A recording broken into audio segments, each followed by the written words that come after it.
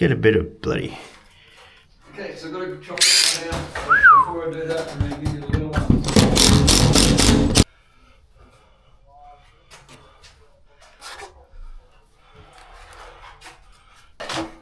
Good. Feed it in. Oh yeah.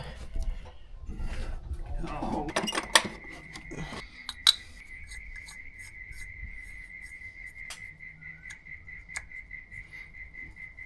Make sure it's in these or this is gonna get jammed. So make sure it's in them. That's a bit loose.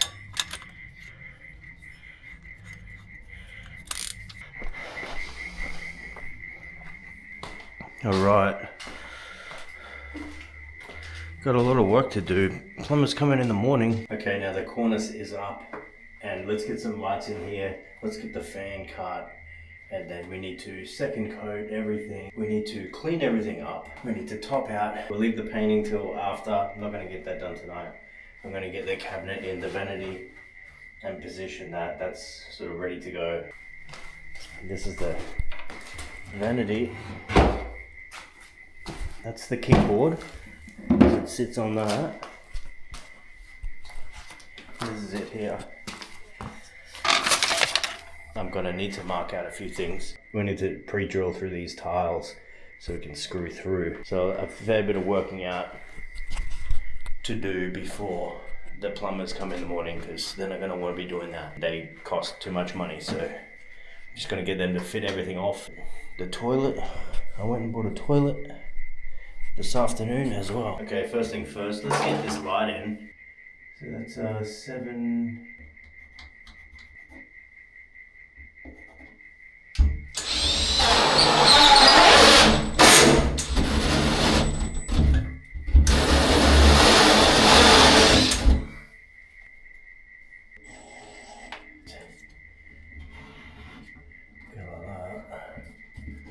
Put your pencils through it.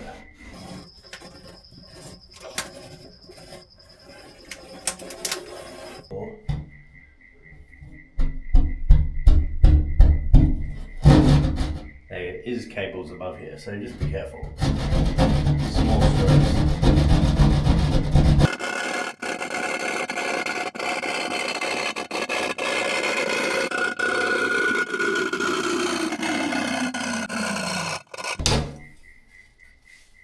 There it is. What you always do is you leave the disc up there.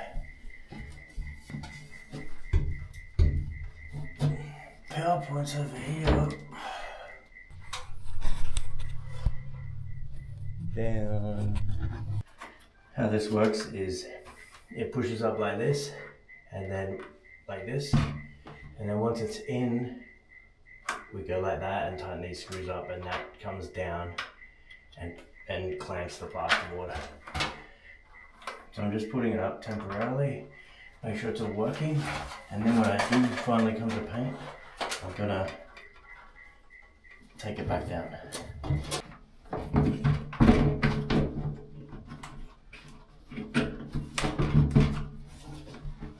Oh, it's a bit tight, buddy. No, that's good. That's good.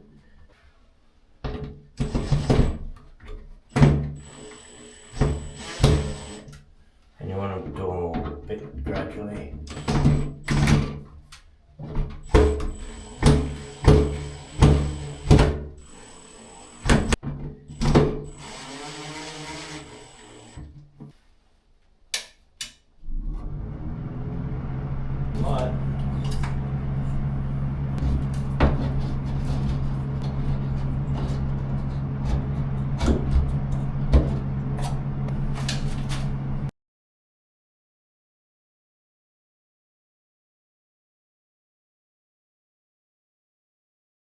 The next day, and the cornice is up. Actually took me a fair bit of time sanding. I had to go around and I had to get sandpaper and just go like this everywhere. Once I did that, I got my cornice tool and just made sure everything was in shape. Made sure everything was good. This all needed a sand. So just sand the edge. This is how I sand a joint when I'm just doing it by hand. Well, in any case, just sand the edge, the other edge. Make sure right here is where you want to make sure it's all sanded, because in the middle it's pretty smooth. And in the corners, don't give up in the corners. Make sure they're totally good. And even when you run a machine, it's always good to use a block after. Okay, so what I'm going to do now, I'm going to take this fan out, I'm going to take this light out, and then I'm going to run tape, masking tape, all around the corners. And did I show you that the vanity and the toilet is now in, and also the shower head, that's all in. And we just got the mirror to do, but I thought I'll do this overhead work first. So let's get this going. My plan is today is to undercoat everything, maybe even a top coat. So you get your tape, have like a blade or something with you for the corners. But this is going to stay on until it's all done. Just keep it 2 millimeters underneath that line. Or if you're from America, 14/8 of an inch. Something like that, I don't know. I just made that up. In the corner there is where you might need your blade.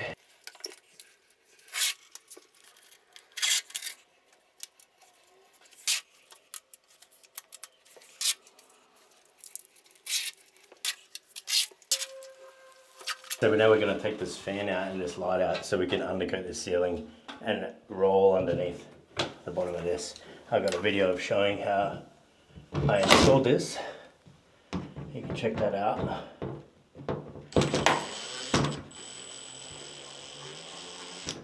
Just loosen these, nice and easy.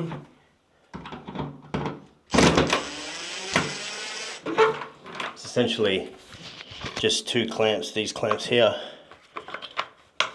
When you screw this, you know, it goes like this, the plasterboard sits there, then you screw this, and it goes like that, and it clamps down on the plasterboard. So you don't want to have to use a brush and cut around that 3 times, and you want to be able to undercoat all of that bit.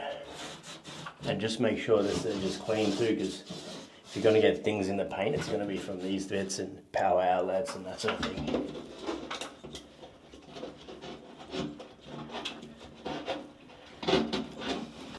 And if you're doing a bathroom renovation or any kind of renovation, put everything on plugs. So you don't need an electrician next time. See, there's a plug in here.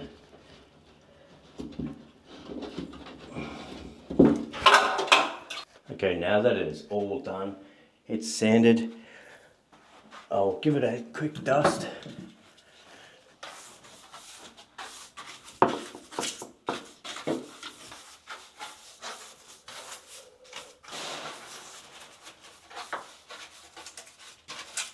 You know, you really want to make sure the bottom edges are good. You want to make every edge good and sharp as you can. And a good undercoat. A good undercoat is going to hide some of the little imperfections and things you might have missed. Alright, let's see how this is going to paint out. It's going to be beautiful and very rewarding because I did it myself. You don't want to use a brush that's had a colour in it when you're doing white, because little bits are going to come through. We don't need a lot, especially for the roller. It's only a couple of dips, very small ceiling. We want to get it on nice thick coat. You know, we've got the tape down so you can just hit it good, get it on there and then lay it off.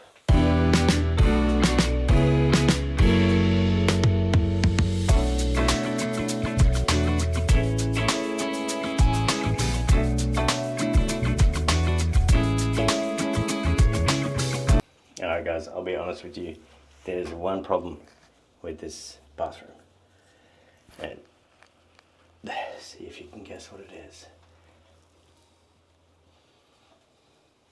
I'll be honest with you, this window, I didn't even think about it. Check it out.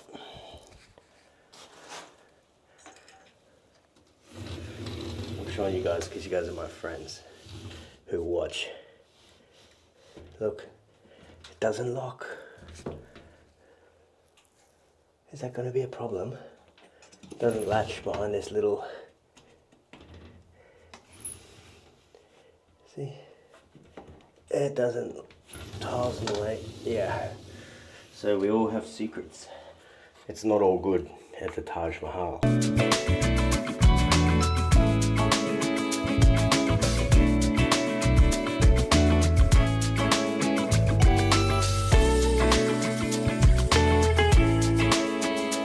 One other thing I've learned is that once I've taken this out, the hot air that's just coming through here is amazing. It's terrible. It's so hot in here now, you can see me sweating. And so what you want to do when you're choosing an exhaust fan is make sure it has these flaps. So when the fan turns on, these flaps, they open up and it sucks all the hot air out and the moisture out. But when they're not being used, they just sit flat like that. And this isn't all coming in. So I'm going to get a coat on this and I'm going to put it on straight away. I actually keep all my ceiling rollers just wrapped up in plastic and they stay good for ages. You could go on a big overseas vacation and come back and they're still ready to use. And most of the time, all of our ceiling paints, they're always the same. We always get it the same, the ceiling paint, the same formula. And it's a 15-litre Tradex ceiling paint. It's called B2. A couple of drops of black.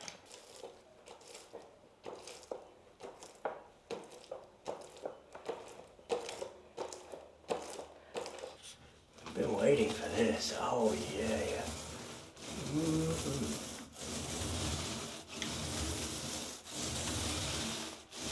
This is going to look so nice.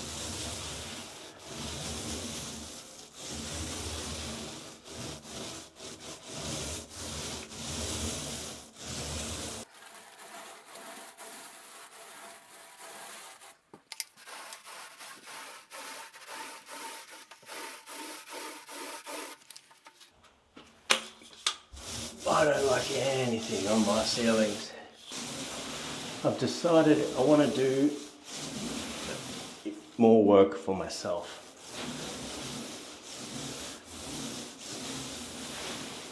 Than for other people. There has to be a balance. I know we need money, but the way things are here in Australia, so much of my time's been taken away. I've got kids and everything. So much of my time's been taken from me and given to things like Ukraine. It's been given to countries and companies for climate change and renewable energy stuff. The amount that we've wasted. And I thought, every year I'm keeping my accounting up to date and you just keep owing more and more. You just keep owing more and more. And, you know, if you're owed money here in Australia, they charge 10% interest as well. So you can easily get in a bit of a trap where you have to keep working and working to pay that, and it's very hard to keep up, and you think, is it worth it? And of course, what drives us, people like me and people like you probably, is, you know, you like building things, you like making things, you're busy, you can't sit still, you have ambition, you have goals that you need to achieve, you have people that are dependent on you. So that's what keeps you going. And I think you can still keep that, and if you can somehow spend time actually working for yourself, not for direct money as well, not for money, because if there's other forms of value that you can work for, put your time into other than money, they're better rewards, I think, and you don't have to share them and they don't get wasted, and you don't have to owe people. Anyway, how does that look? Do you know what I mean? I don't know. I don't know. But what I do know is it's getting the motivation to do your own things and getting the time is very hard, because you know they got you working as much as you can for the cost of living. And my thing is, the biggest issue with the cost of living here in Australia is the energy prices has pushed towards net zero while everyone else doesn't care about it. We need to build coal plants. That's what we need. Anyway, our country seriously is on the brink. And regular people like me feel like giving up. And I'll just do my own stuff.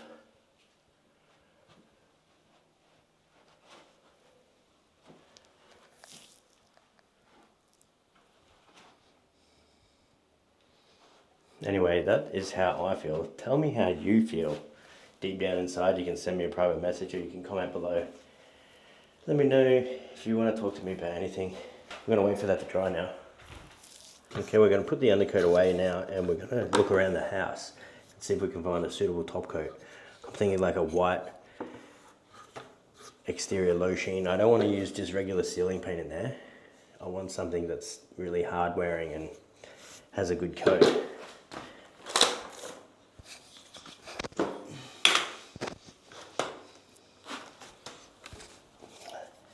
And when I mean coat, I mean like when it dries, it forms like an outer shell and it feels stronger than what otherwise it would be if you didn't paint it at all. So there was this paint that I used, it's made here in Brisbane. It's called Shield Coat and I thought it was really good.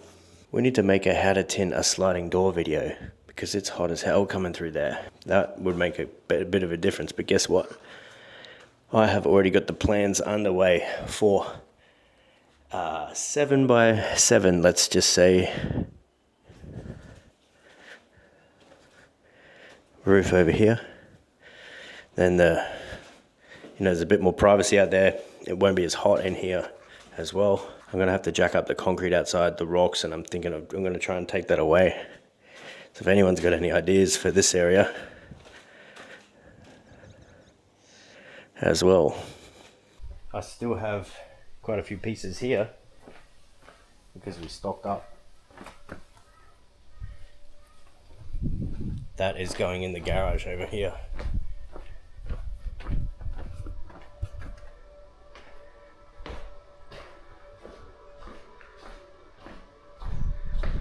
Around here, I'm gonna have a little kitchenette here as well, so you don't have to go all the way inside if you want to wash your hands or something like that.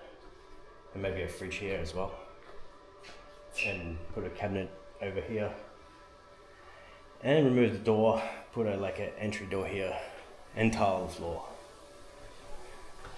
Oh, and I'm getting a roof over the back here as well. That's getting done. So a lot is happening. I've decided I'm going to spend time doing my things. And this is in Australia, it's my principal place of residence. So all the value and the improvements that you do, you don't pay tax on. So the time I spend making stuff better, which is what I do every single day, you don't have to pay tax on that. So I'm just going to do more of my own stuff because it's not worth it anymore. And money isn't being spent well. There's so many things I disagree with that our government is doing that I'm not on the team. I'm not on your team. There's so many good people in Australia that I wish were in charge, and hopefully they will be. But at the moment, I don't know. I think there's a lot of resentment. Online, a lot of the politicians, it's like they've got positive comments turned off because there's next to no one agreeing with what they're doing. You know how I said just before that I reuse the rollers? I only do that with undercoats and share the rollers. I only do that with undercoats and ceiling paints because they're flat.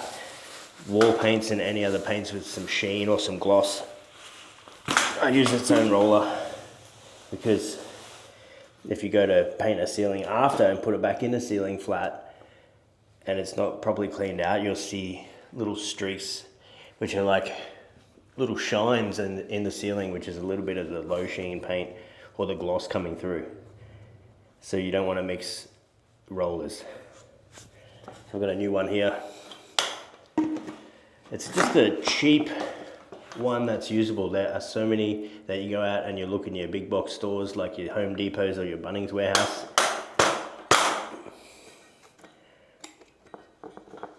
And all the lint can come off and it will get on your ceiling and just clumps of hairs and fibers come off. These ones are pretty good and pretty cheap. So you want to be careful what kind of roller you get.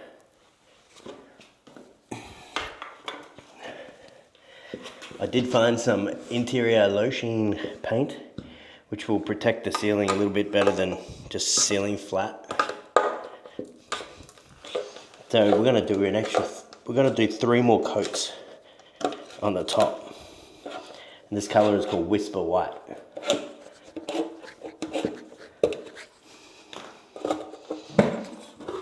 And it's been sitting around for a few months, so I'm going to give it a stir.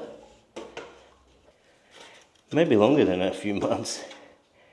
I can't remember.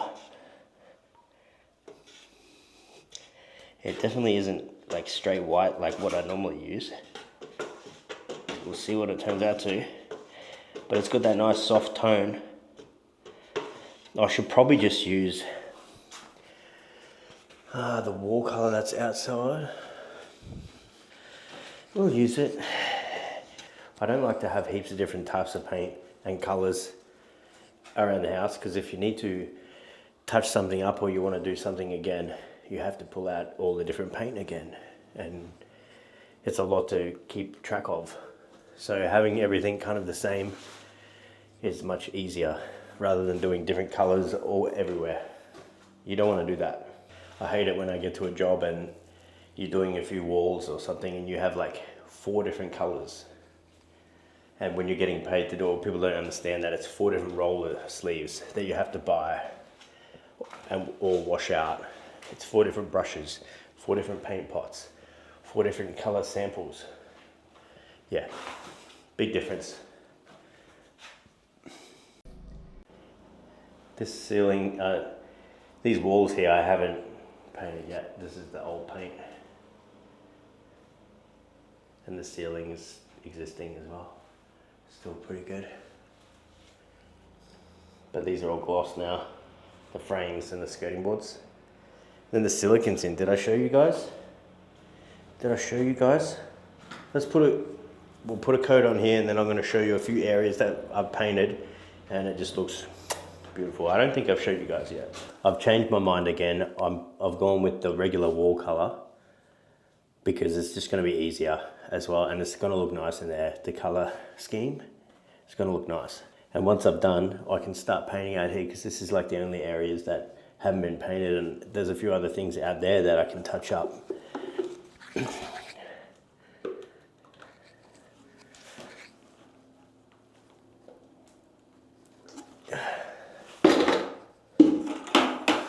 I don't know, is it a mistake putting the wall color?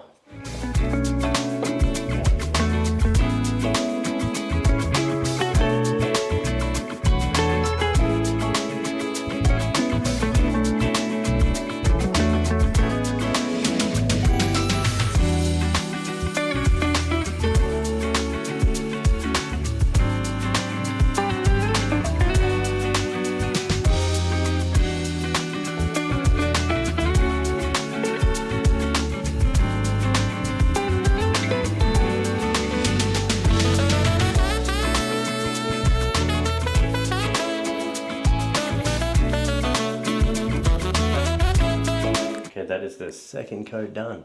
It's looking amazing. What do you think of the color? It's a little bit off-white.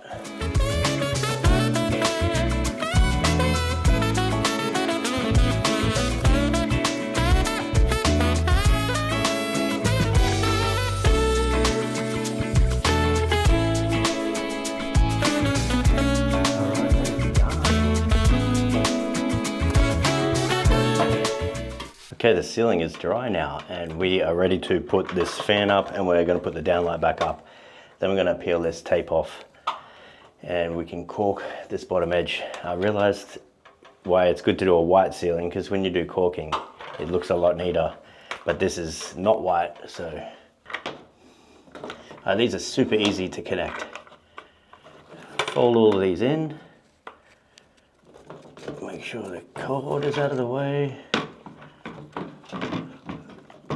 That all goes in, like that. Get your drill.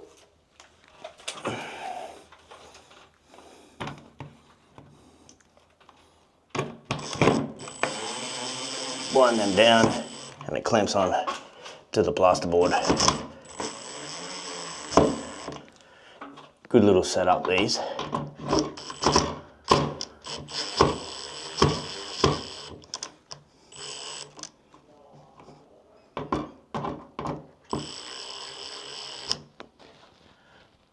This clips on anywhere, I think.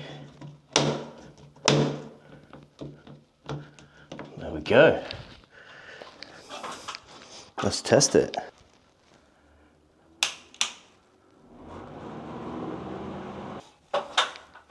Next we have the downlight.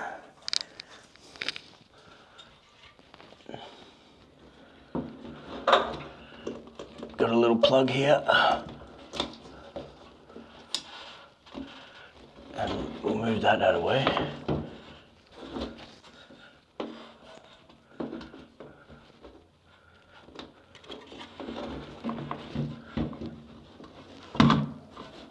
No, don't put that on there. Put that somewhere else.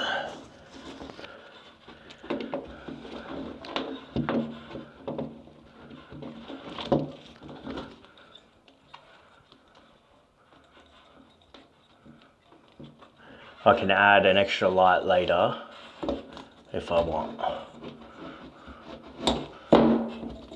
Except,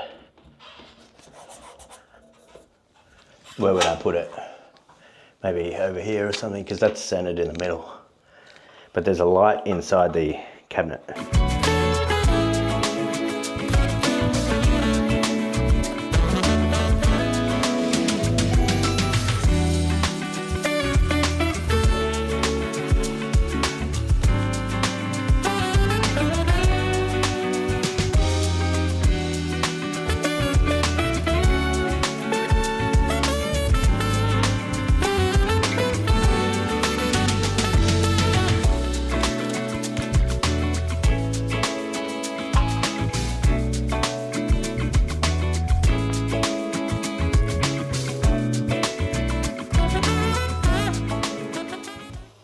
Oh, it's actually nicer if you don't cut it.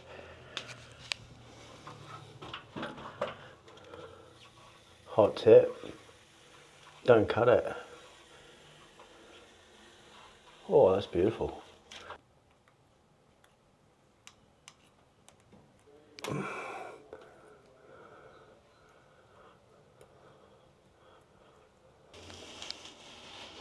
Now that we like that, we don't need to cut it. Oh, whoa, watch that. Watch the corners. Don't do the corners like that. Jeez.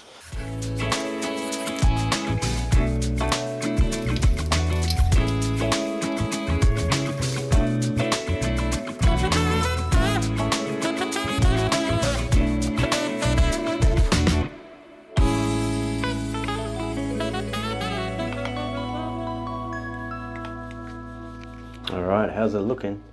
How about close up? Looking good. All right, it's coming along. I need to clean everything up.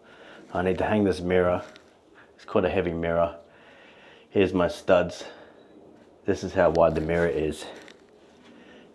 So it's going to be screwed in on an angle. I might put a couple over here with some plugs, maybe, but if it goes into the studs, that'd be fine.